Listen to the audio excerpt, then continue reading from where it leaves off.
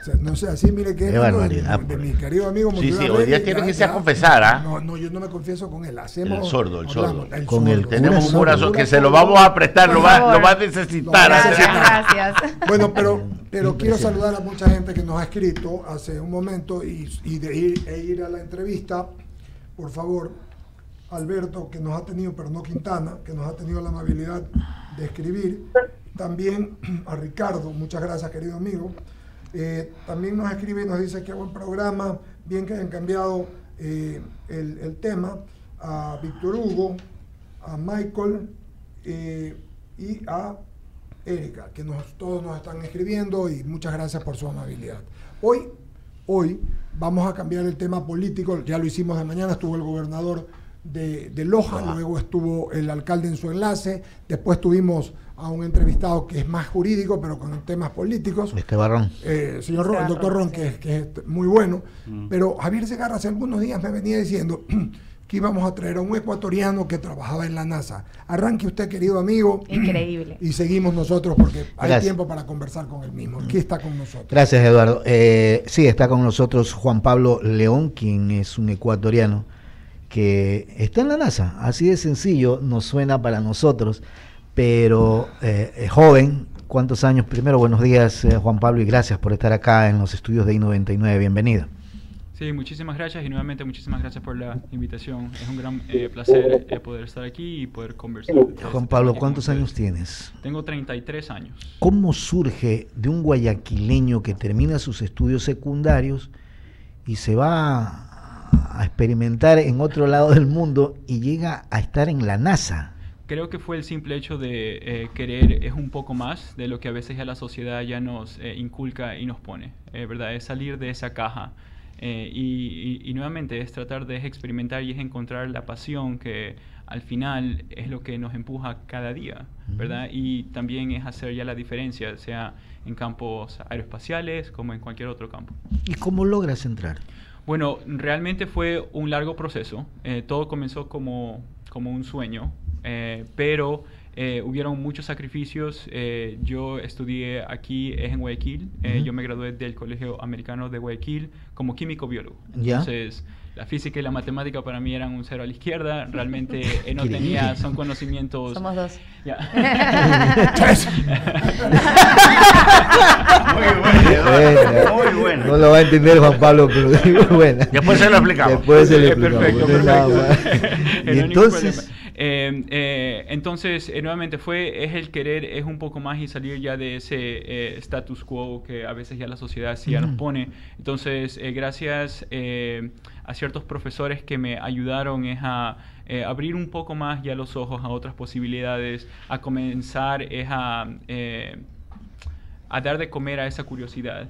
Entonces yo también puse yo de mi propia parte, investigué acerca de cómo funciona ese proceso de admisión en las escuelas en el exterior, porque nuevamente yo no sabía para nada. Entonces sí, ya de poco a poco fui entendiendo acerca de los scholarships, es el proceso de admisión.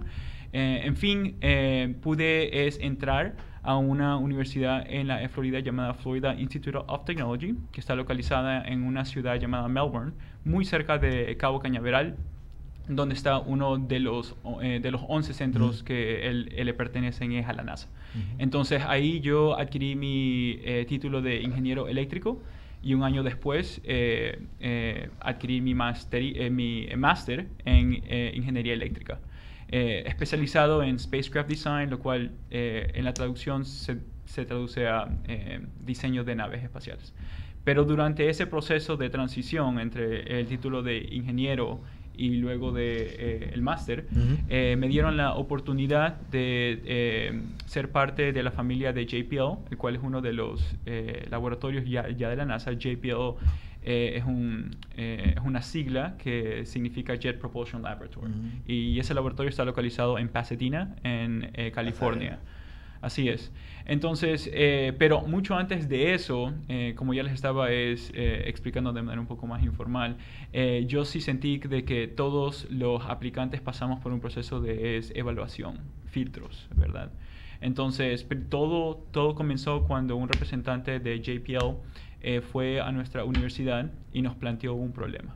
Entonces, lo que ellos quieren básicamente ver es no solamente cuán madurez tenemos nosotros desde un aspecto técnico, pero al mismo tiempo qué tipo de liderazgo poseemos de comunicación. Porque ahora, hoy en día, son características que deben de ser parte de cada ser humano para así poder comunicarse, hablar y al final tener resultados muy eficaces y exitosos, porque nunca estamos ya trabajando con personas con el mismo background, ¿verdad? O sea, cada uno tiene su área, por así decirlo. Claro.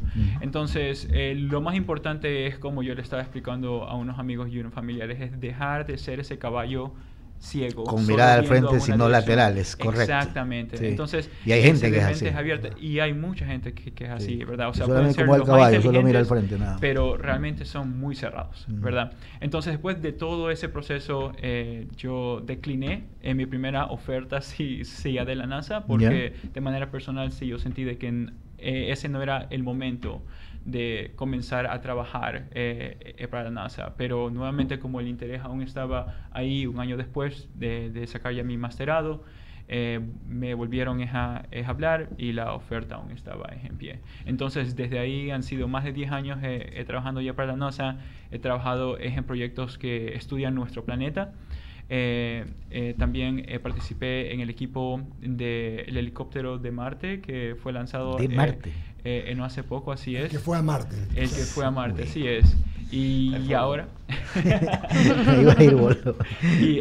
ahora último estamos preparando y alistándonos para el lanzamiento de nuestra última misión que se llama Europa Clipper, la cual va a ir a explorar la luna de Júpiter llamada Europa, la cual es más pequeña que nuestra luna, pero creemos que hay el doble de agua oceánica que podemos encontrar en nuestro planeta. Increíble. Entonces, con una combinación tremenda, realmente los científicos y la comunidad académica nos estamos preguntando cuáles son qué tan posible es que este hábitat pueda sustentar vida. O sea, Júpiter. La misión, la luna de Júpiter llamada Europa. Así es. Increíble. Porque hemos visto mucha evidencia como los geysers de agua que vemos en el Parque Nacional de Yellowstone, lo cual aquí se forma cuando hay calor, agua y quizás otros componentes sean químicos u orgánicos, lo cual eso es lo que estamos tratando de entender. ¿Qué más hay? Porque hemos solamente visto ciertos datos que nos apuntan hacia esas hipótesis, pero necesitamos más información para realmente poder entender y así preguntarnos mucho más cosas y tener misiones futuras. Juan Pablo, Andrea continúa con el diálogo. Juan Pablo, qué gusto tenerte aquí, qué inspiradora tu historia. A los 23 años entraste a trabajar a la NASA. Más o menos, sí. ¡Wow! Y qué importante lo que dices, que es pensar fuera de la caja, ¿no? Aquí en realidad... y me encanta cómo comenzaste, Javier, ¿no? Un ecuatoriano en la NASA, o sea, como que algo increíble. Y no debería ser algo tan increíble. Pero somos exportadores de cerebros a nivel mundial. Así es. Sabemos que Ecuador tiene altos representantes. ¿Qué fue lo que te dijo ese profesor aquí en tu colegio que te abrió la caja? Entonces dijiste, tuve profesores que me abrieron la caja en salir a buscar, ¿o te referías a tus profesores en la universidad allá en Melbourne? Bueno, fueron profesores por doquier. Una de las cosas que siempre yo he tratado de hacer es aprender de personas con más experiencia. Sean mayores o menores, nuevamente la mente tiene que ser una caja abierta, ¿verdad? Entonces, los profesores aquí, cuando yo me refería que me abrieron los ojos, ¿verdad? Fueron a las posibilidades que hay más allá del Ecuador, más allá de nuestra frontera, de nuestro hermoso país, ¿verdad? Entonces es entender cómo el sistema universitario, o sea, en Europa, pero en mi caso fue Estados Unidos, sí. Cómo realmente funciona, cuáles son los requisitos, qué es lo que están buscando, y cómo uno puede comenzar es a ver la puerta y eventualmente es abrirla también, ¿verdad? Así es, y me encantó eso que dijiste, que ponen como filtros, ¿no? Que les pusieron un problema que solucionar, y quienes realmente tuviesen la mejor idea para solucionar ese problema eran los escogidos. ¿Crees que a Ecuador tal vez le hace falta darle ese lugar a las universidades, a la academia, de que solucionen los problemas reales que tenemos en el país? ¿O crees que es muy complejo para la academia involucrarse aquí en Ecuador a solucionar como lo hacen allá? No, para nada. Si es que vemos esto desde una perspectiva biológica, realmente todos los seres humanos somos iguales y poseemos el mismo potencial. A veces creo que la cultura y la sociedad nos influyen bastante en encontrar y establecer ciertas limitaciones. Entonces, yo creo que Ecuador, como muchos otros países, tiene mucho potencial desde un punto de vista académico. Y de que, por ejemplo, hace unos cuantos días, yo pude visitar el colegio a donde yo atendí, el colegio americano, y me entusiasmó mucho ver que ahora ya hay programas ya de robótica, clubes de robótica. Sí, hay un full ahora. Que tienen buena base, que ya los estudiantes ya no nos están masticando mucho, si ya las respuestas, sino les están dejando es sufrir un poco, ¿verdad? Exacto, estima ahora, que bueno, no teníamos nosotros en nuestra época. Exacto, pero al mismo tiempo yo creo que ese proceso también forja carácter en cada uno de nosotros y nos va preparando a cómo es el mundo real, porque realmente cuando estamos allá afuera las cosas no son fáciles, tenemos que ganarnos cada día y cada esfuerzo y cada sacrificio, ¿verdad? Así es, y cada renglón que vas avanzando. ¿Qué parte de la aeronave construyes tú o diseñaste o cuál es tu trabajo en el Europe Clipper? Bueno, yo tuve el gran privilegio, como yo mencioné, de apenas pertenecer a la familia de JPL. Europa Clipper fue el primer proyecto en el que yo trabajé. Entonces yo pude verlo desde la cuna. Claro, tu primer bebé, exacto. Claro. Entonces, yo comencé como un ingeniero eléctrico en sistemas. Es un Electrical Systems Engineer. Entonces, lo que un Electrical Systems Engineer hace es que diseña el sistema eléctrico entre diferentes subsistemas. Okay. Entonces, si es que vemos esto desde una perspectiva muy alta, ¿verdad? Ya nos imaginamos es un satélite, necesita algún cierto de fuente ya de energía, entonces estamos hablando de paneles solares, baterías. Como nosotros tenemos es un cerebro, el satélite también necesita una manera de tener memoria, de procesar esa información. Entonces podemos emular que el satélite también necesita un cerebro. Entonces hay diferentes unidades, ¿verdad? Unidades que nos ayudan a navegar. Entonces lo que nosotros hacemos es que tenemos que entender las características eléctricas de cada una de esas unidades y poder crear son esas redes eléctricas. Perfecto. Para asegurarnos de que los diferentes subsistemas funcionen. Entonces así fue como yo comencé. Y luego mi campo se expandió y también pertenecí al grupo de Power Systems Engineering, lo cual más nos enfocamos más en los sistemas ya de poder. Hicimos pruebas y ahora soy parte del equipo de integración y pruebas o Integration and Test Engineer. Los cuales hacemos testbeds o son laboratorios en los que replicamos son las naves espaciales y las características aquí en la Tierra para poder hacer pruebas. Claro. Y eventualmente es ensamblar y hacer muchas más pruebas al satélite que actualmente está siendo preparado para ser lanzado. Increíble. La última pregunta ya se lo cedo a mi querido Eduardo. Europa. Si no te lleva hasta el espacio, pregunta. Al revés, llévame tú. Europa, que es la luna de Júpiter, se supone que, bueno, estamos tratando de buscar el agua que está abajo de ese hielo congelado que tiene, ¿no? ¿Cuál sería el uso que podría tener para la humanidad encontrar un planeta con agua líquida tan cercano como Europa? Bueno, la primary mission... no planeta. Sí.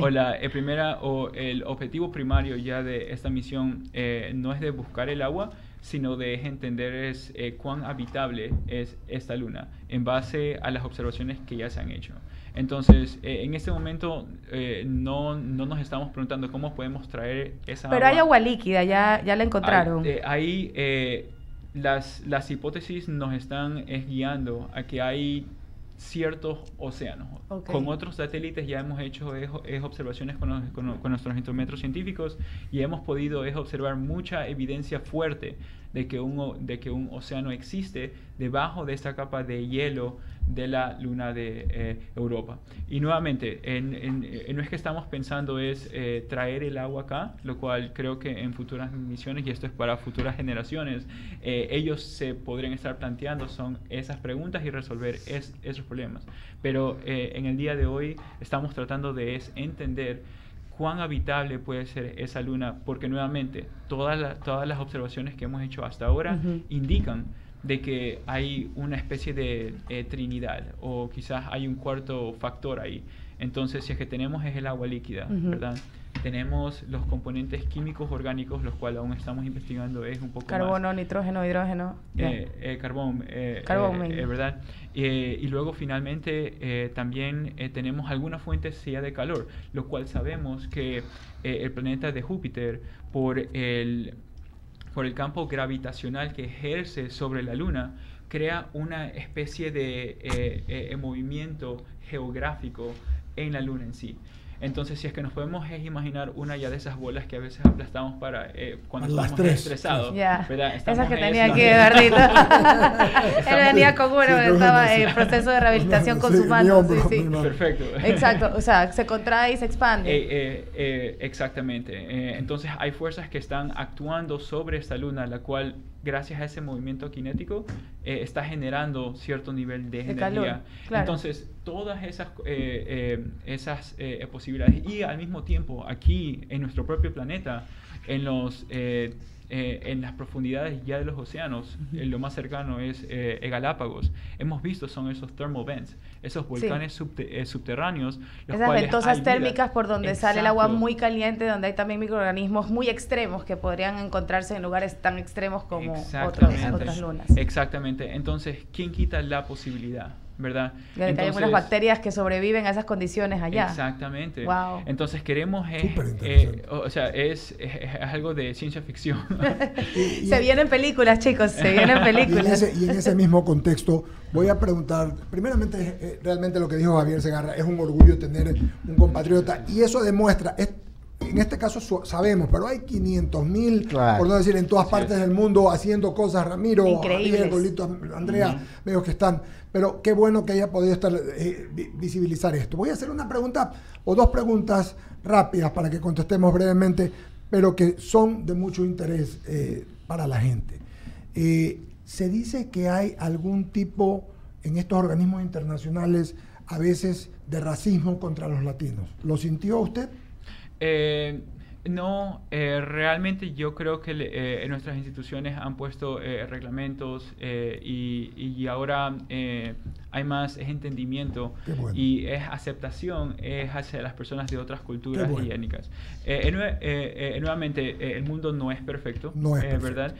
Podemos encontrar cualquier tipo de personas, pero yo también creo que al mismo tiempo nosotros tenemos que ser ese role model, ese ejemplo es a seguir. Pero con respecto sea racismo o son solo de negligencia, no. Valía la pena preguntarlo. Otra cosa más para los que nos están viendo, y lo digo con honradez, siempre tenemos o tendemos, Andrea, Bolito, Javier y Ramiro, a solamente admirar a nuestros extraordinarios deportistas, no solo los futbolistas, todos, porque primero hacen mucho dinero y tienen mucha fama, pero aquí hay otro modelo a emular con quien estamos conversando, que también hay otras cosas más para los chicos. Está diciendo nuestro invitado que salió del colegio, se fue a estudiar y miren dónde está, o sea que con perseverancia, a los 23 años. Y ahora va la pregunta que todo el mundo conoce. La NASA, ¿usted tiene conocimiento si es verdad que hay vida extraterrestre o no? No estoy haciendo una pregunta de ciencia ficción. Ya sabía que se me iba a reír. Pero ¿es posible? Los chichiriches. Sí. O sea, desde una perspectiva personal y no hablando en nombre ya de la NASA. En forma personal. Solamente viéndolo ya desde un punto de vista ya matemático y sabiendo de lo que sabemos ya del universo. O sea, yo de manera personal creo que, y quizás el niño dentro mío también, sí le gustaría pensar acerca de la posibilidad, ¿verdad? Nuevamente, el universo es algo que aún es un gran misterio. Estamos tratando de entenderlo y realmente estos son los primeros pasos, ¿verdad? Este tipo de misiones y las que hemos hecho es a nuestro planeta vecino Marte. Estos son los esfuerzos de la humanidad para realmente responder ese tipo de preguntas en las cuales uno realmente no sabe, pero la curiosidad aún está es ahí. Entonces esa es, digamos, como que la gran pregunta, y realmente estamos tratando de llegar allá y responder cosas de poco a poco para así poder al mismo tiempo llenarnos más de conocimiento y hacer generar son las preguntas indicadas. Una más para pasarlo a Ramiro. ¿Cuál es el propósito de estudiar, por ejemplo, la luna de la que usted nos estaba hablando, los planetas, la luna donde hay mar, en otro? ¿Es quizás armar otra colonia a la Tierra, llevar desechos que tenemos aquí por cantidades? ¿Cuál es el propósito? ¿Lo has escuchado? Tú también lo has escuchado. Desechos no. No, esa es una buena pregunta. Creo que la primera respuesta es tratar de entendernos a nosotros mismos. Y para llegar a entender a nosotros mismos hay que saber de dónde surgimos, ¿verdad? Y poder entender el comienzo de nuestro planeta, de nuestro sistema solar. Poder entender cómo se originó ya la vida aquí en el planeta, en nuestro planeta Tierra, y poder representarlo o compararlo con otros entes celésticos. Los más cercanos son los de nuestro sistema solar. Creo que es esencial. En el futuro, sí me gustaría mucho, y nuevamente de manera muy personal, es que nos volvamos una especie multiplanetaria, en la cual realmente podamos usar recursos de otros planetas, vivir de otros planetas, aprender de los errores que hemos cometido aquí en nuestro planeta, como los desechos que a veces nosotros y los seres humanos aún estamos aprendiendo, y cuidar mejor no solamente a nuestro planeta, el cual es nuestro hogar, pero al mismo tiempo poder cuidar y añorar y respetar son otros cuerpos celestes, a los cuales que quién sabe en algún momento pudiésemos llamar un hogar, o pudiésemos usar son esos recursos que aquí en nuestro planeta son un poco limitantes también. Ramiro, por favor. Juan Pablo, ¿cuál es la urgencia de ir al espacio cuando todavía no hemos dominado nuestro propio mundo? Cuando al fondo de los océanos todavía hay muchos lugares al que no ha podido acceder el ser humano. Ya, yo sigo sin entender esa parte de la conquista del espacio, de investigar el espacio con razón. Pero si no hemos terminado de averiguar lo que tenemos aquí, ni por qué suceden ciertos fenómenos que tratamos de entenderlos en la perspectiva externa cuando ni siquiera tenemos los insumos internos. Exacto, no, y esa es otra pregunta que también me hacen bastante. Por eso es que me gusta mucho trabajar para la NASA, porque quizás hay un poco de descomunicación en el sentido de que las personas cuando piensan en la NASA, y quizás esto sea por las películas y todo, siempre piensan en el espacio, pero nosotros como una entidad, como una organización, tenemos muchos campos de investigación. Muchos de ellos son terrestres, o sea, tenemos investigaciones que vamos al Ártico, a diferentes partes ya de los océanos, para realmente entender.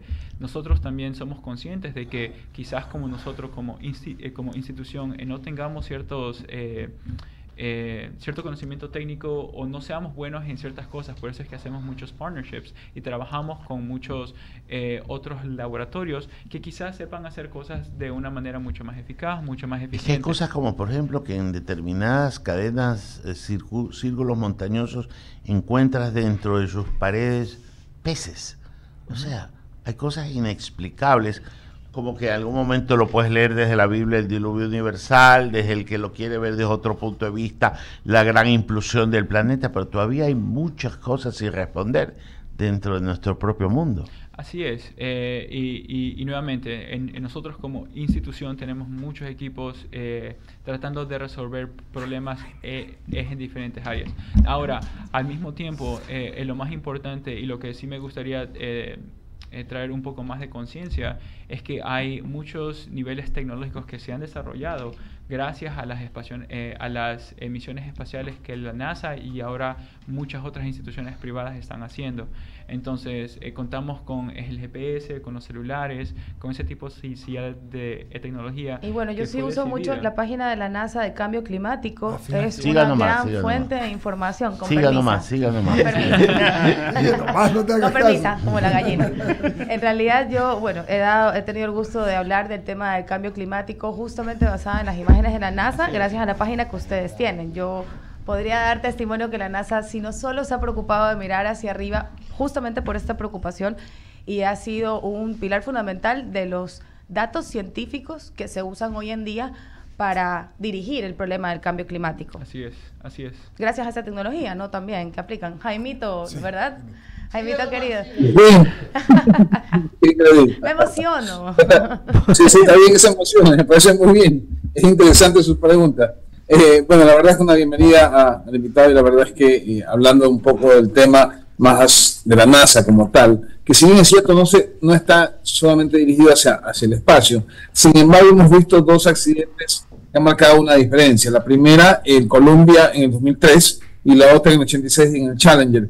Y la pregunta que salta es: ¿qué tan seguro es viajar al espacio y cuáles son los riesgos que corremos los humanos en un momento dado? Así que te dejo con estas inquietudes, mi querido invitado.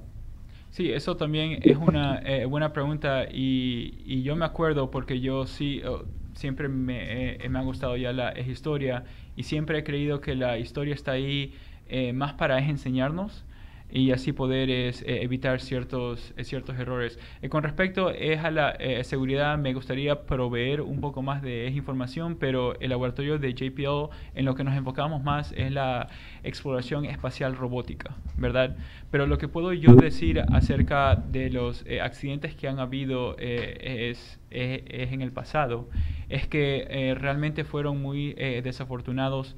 Realmente hemos aprendido mucho acerca de cómo es evitar eso y creo que con respecto a lo de la seguridad se ha visto muy frecuentemente que hasta ahora hay muchas compañías privadas las cuales se le han otorgado o se han ganado contratos con la NASA para así también mandar son los astronautas a la Estación Espacial Internacional. Entonces, con respecto a la seguridad, hemos aprendido mucho, hay nuevas leyes, hay nuevos reglamentos, hay muchas precauciones en las cuales nosotros tomamos para asegurarnos y de evitar que esos accidentes ocurran, ¿verdad? Por eso es que tenemos protocolos y pruebas que se hacen aquí en el planeta antes de tomar ese siguiente paso. Pero creo que la evidencia está puesta ahí. Nuevamente, me gustaría proveer mucha más información, pero lamentablemente mi campo de experiencia es en la robótica. Ok, y lo otro que te iba a preguntar es, efectivamente las evidencias dicen que, o al menos tu niño interior dice que quisiera que exista vida en otros planetas o en el espacio, que no seamos los únicos.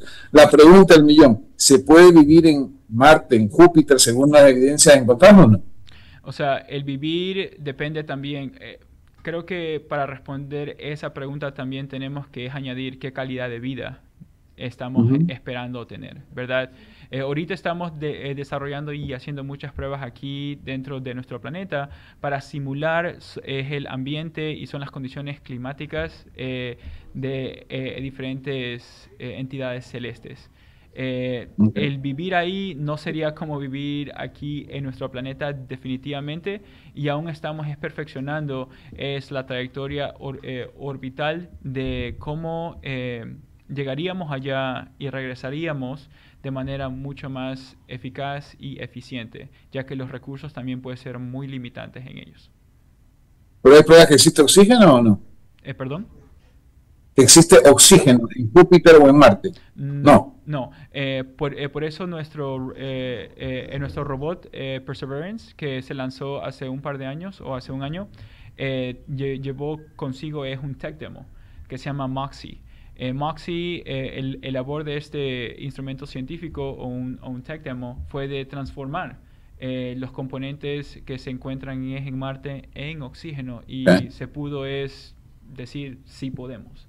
Ahora, ¿en qué escala? Eso es otra historia, ¿verdad? Pero ya tuvimos ese primer paso, ese stepping stone, algo mucho brutal, mayor. Claro. Listo. Enrique, creo que tiene más preguntas para ti. Antes, Andrea González y enseguida Bolito. Es una entrevista larga, pero vale la pena. Tema interesante. No todos tenemos. Menos don Jaime, porque preguntó 4 veces. No, ¿y quién No, tres. Qué interesante lo que dice Jaime, porque justamente qué difícil es buena pregunta. Para todos los que no saben del tema espacial entender que este país es único también. Este planeta es único por el tema atmosférico. Es la atmósfera la que nos ha permitido encerrar todos estos gases. Sí, vas a encontrar componentes de oxígeno sueltos, pero que la vida se pueda desarrollar como tal en lo que hemos conocido es bastante complicado, por eso es que hay que cuidar mucho este planeta. ¿Qué piensas del tema de Elon Musk y la carrera al espacio que está teniendo? ¿Crees que es una democratización del tema espacial? ¿Lo ves sano para la competencia o crees que más bien eso debería quedar en manos de los expertos? Bueno, con respecto al último punto ya de tu pregunta, con relación a los expertos, ¿verdad? Yo creo que gracias a la educación ya se pueden encontrar muchos más expertos y la experiencia se está compartiendo, para así también es fomentar el nivel de conocimiento y no monopolizarlo. ¿Verdad? Desde un punto de vista personal, yo creo que bastantes de las industrias privadas han demostrado la habilidad de, en estos casos, desarrollar cohetes mucho más eficientes o de poder encargarse de ciertos aspectos que la NASA antes ya lo hacía, para así nosotros también enfocarnos en otras áreas que quizás tengan un poco más de importancia para nuestra institución, ¿verdad? Con respecto a lo de Elon Musk o Jeff Bezos con Blue Origin, yo creo que la industria privada tiene que pararse y tiene que seguir adelante con todos estos desarrollos, porque al fin y al cabo también es la economía lo que nos ayuda es a seguir progresando, ¿verdad? Entonces, lo que está haciendo Elon Musk, lo que él comenzó, ellos han demostrado mucho desarrollo tecnológico, especialmente con el retorno de sus cohetes, lo cual antes solamente si lo veíamos en exacto, o sea, Rusia, o sea, habían empresas privadas pero muy poquito, o sea, era uno cada 2 años, creo 3 años. Bueno, sí, pero a lo que iba es que antes eso solamente ya se veían en películas o en shows o cosas así, y él básicamente tomó la ciencia ficción y la hizo una realidad, y ahora hay muchas más empresas las cuales están emulando ese proceso, el cual desde un punto de vista económico, o sea, es una ganancia, es increíble. Es genial, claro, es una muy buena idea. Y reduce el costo de viajar al espacio. Así es. Entonces, creo que la industria privada está haciendo un gran trabajo. Nuevamente, ellos tienen que competir entre ellos y hacer mérito y ganarse son esos contratos que muchas compañías ya lo están haciendo. Y nuevamente, yo realmente creo desde un punto de vista personal que es la colaboración comunal y de todos nosotros que nos va a ayudar a seguir alcanzando nuevas metas. La última pregunta, y ahora sí se lo paso a Bolito para que ya no digan que me cruzo. ¿Qué potencial le ves tú a Ecuador de producir piezas para justamente satélites, naves? ¿Qué pasa con Ecuador? ¿Será que hay potencial para hacerlo desde aquí? Yo creo que Ecuador, como muchos países, también tiene muchos recursos primarios que generalmente las grandes empresas usan para procesar, son los diferentes componentes eléctricos que se necesitan para crear estos cohetes o los satélites, ¿verdad? Eso con respecto a materia prima. Materia prima, ajá. Realmente, como mencioné anteriormente, eso no quita el hecho de que Ecuador realmente pueda elevar ese tipo de productividad y estar generando ya sus propias piezas. Nuevamente, dependen de las compañías involucradas, porque la NASA no es solamente la única agencia espacial. Que compra piezas de satélites, claro. Exactamente, o sea, cada país tiene su propia agencia espacial. Creo que la Estación Internacional Espacial es el vivo ejemplo de cómo podemos unirnos entre diferentes naciones y es colaborar y realmente es alcanzar metas mucho más altas, ¿verdad? Entonces yo creo que en Ecuador hay mucho potencial. Creo que las nuevas generaciones de verdad tienen que pensar outside of the box, fuera de la caja, y realmente poner un poco más de creatividad, la cual yo sé que existe aquí. Lo que más hay es creatividad. Entonces, viveza, ¿verdad? Claro, la viveza tiene es alto en creatividad y bajo en moral, ese es el problema, ¿no? Bolito querido, gracias por la paciencia, gracias. La paciencia de Job ha tenido para servir. No, tranquilo. Juan Pablo, gracias ante todo, ¿no? Porque nos estás representando. A ver, te costó mucho en el tema del idioma, porque estás trabajando en un laboratorio, pero hoy se utilizan muchas palabras técnicas. ¿Te costó eso aprender y sobre todo conceptos, definiciones?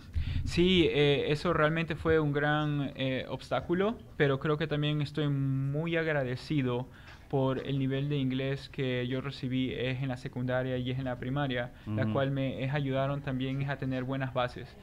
Sí, sí hay un idioma nivel técnico en el cual realmente tuve que tener mucha paciencia. Y sin importar lo que se diga o cómo yo me sienta, ¿verdad? O sea, la meta siempre era esta, o sea, marcar la diferencia en cierto punto. Entonces, hubieron muchos casos en los cuales tuve que tener mucha paciencia, repetir, hasta que pude masterizar esos términos técnicos en otro idioma. Correcto.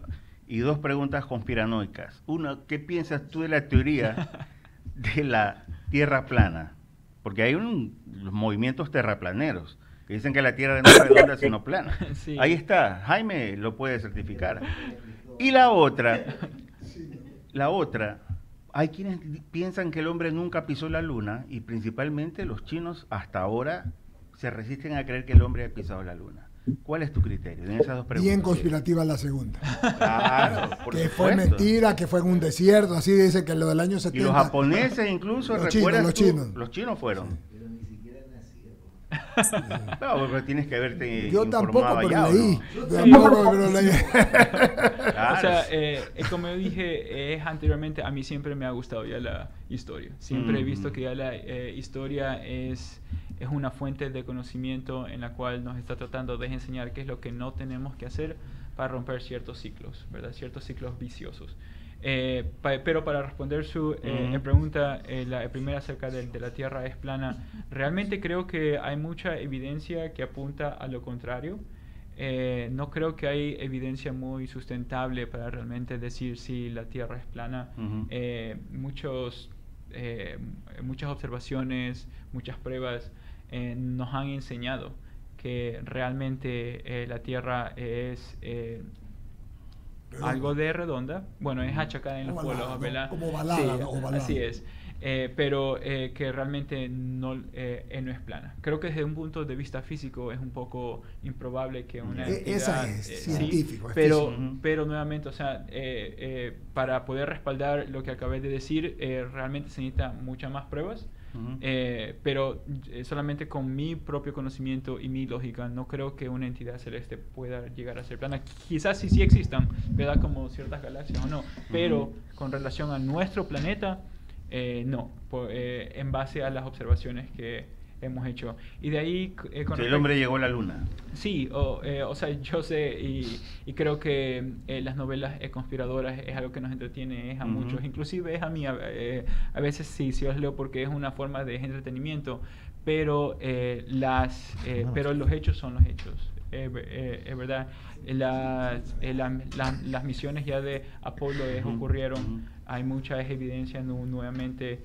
Se pueden ver rastros o los leftovers de los equipos que se usaron y nuevamente no creo que haya mucha evidencia para sustentar eso. Okay. Javier. Sí, la última, lo del Clipper Europa, eso es desde Florida, donde se va a hacer. ¿Cuándo va a ser eso, perdón? Sí, esa misión va a ser lanzada desde el Kennedy Space Center, que está localizado en Cabo Cañaveral, en el estado de Florida. Y ahorita nuestra fecha de lanzamiento es octubre 10 de este año. Entonces, sí, está a la esquina. A la esquina. Así es. Muy bien, muchísimas gracias. Oiga. Gracias por estar acá, Javier, por conseguirlo. Y ojalá podamos conversar. ¿Hasta cuándo va a estar por acá? Yo voy a estar hasta el 23, de ahí tengo que regresar. Bueno, nos dará su dato cuando pase esto para llamarlo y poder conversar. Sí, absolutamente. Sí, muchas gracias. Ha sido una entrevista más que larga, que hemos preguntado todo, hasta lo de si no había vida, lo de Elon Musk, lo que preguntaste tú, la formación y todo su éxito. Así que enhorabuena. Sí. Muy bien. Jaime, no te vayas, vamos a pagar un corte comercial. Antes vamos a ir, ¿tenemos menciones publicitarias? Claro. Abrimos el espacio en las menciones, vamos al corte y regresamos. Qué importante es cuidar el bienestar de las personas que trabajan con nosotros. ProHigiene tiene las mejores soluciones para lograr baños libres de malos olores, ambientes perfumados, aire purificado, pisos y espacios libres de polvo.